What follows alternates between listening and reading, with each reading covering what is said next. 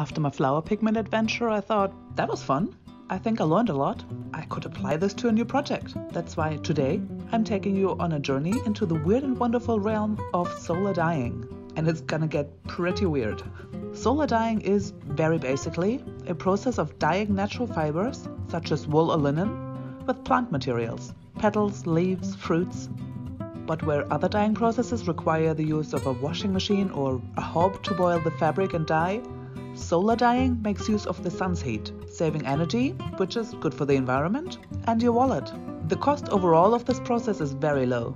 All you need are undyed fabric. This linen isn't dyed, I believe, but I've had it lying around for such a long time I couldn't swear to it. You'll also need some kind of glass container.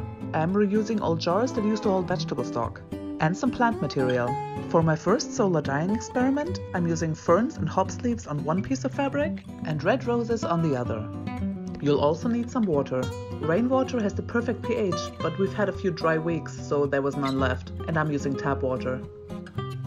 The stuff that'll actually make the color stick to the fabric is called alum. You can buy it online and it's only a few euros for a pound of the stuff. I'm also adding a teaspoon or two of apple cider vinegar. Because vinegar is slightly acidic, it roughs up the fibers of the fabric a bit, which will give a better result. It apparently also changes the color, so there's a series of experiments that might be interesting. How much is too much? We'll find out, but sadly not in this video, because I had the idea too late. I'm removing the pretty petals from the stem, since the stem would only take up space and not add anything. I wanted to try out if putting petals in between the folds of fabric might yield some interesting results. Fabric goes into the jar and a few more petals on top. I'm packing it in because more petals means more color, surely. Add water, 2 teaspoons of alum and vinegar. But only after getting a second spoon, because sticking an implement into non-edible alum, I can't use it on vinegar that I intend to put on my salad. Thought of that just in time. Whew.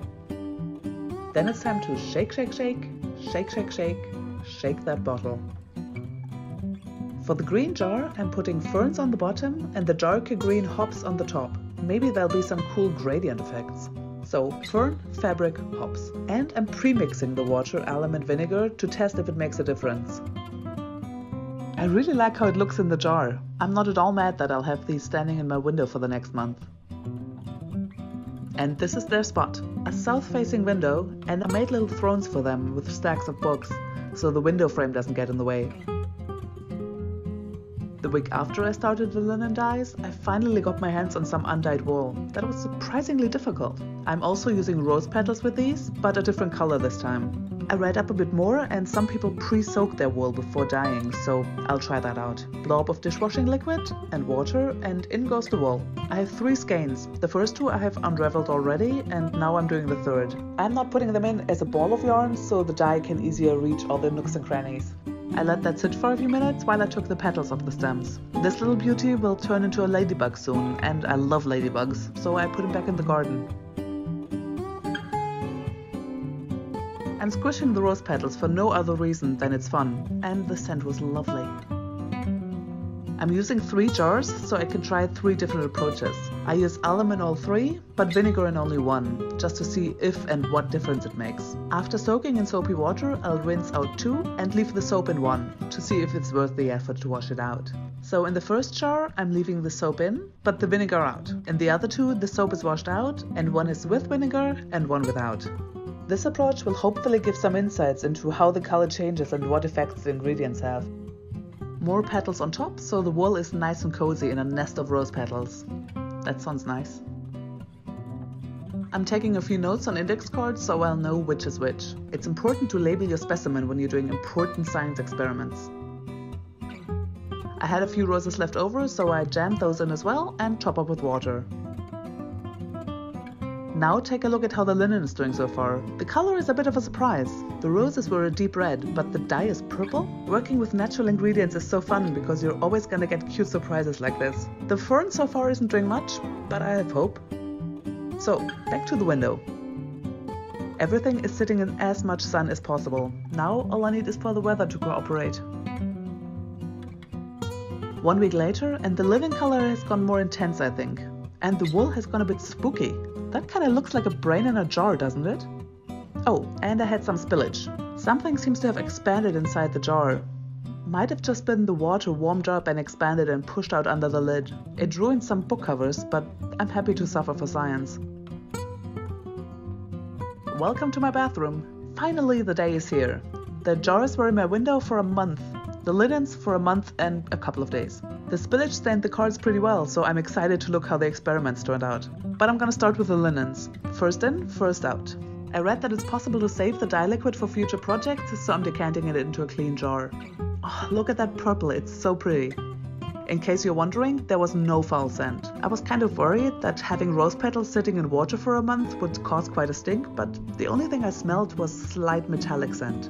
Now compare the before and after rinsing. I have so much to learn. I'm definitely going to keep trying and making more experiments because the colors are gorgeous. Now I just need them to stick.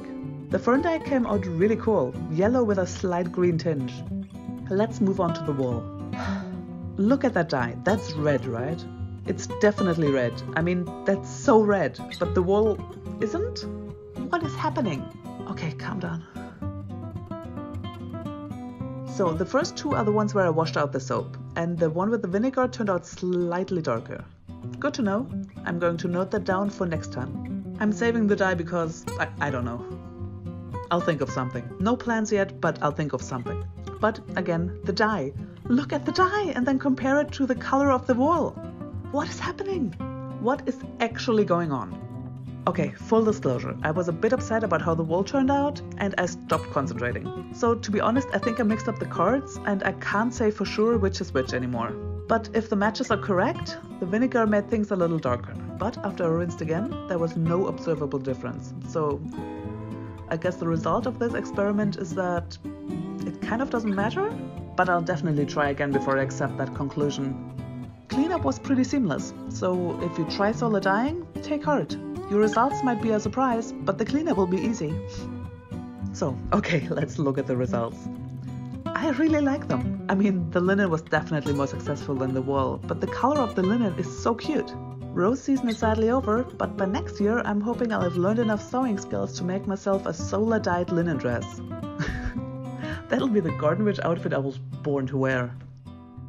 Thank you so much for watching. If you enjoyed this video, why not subscribe?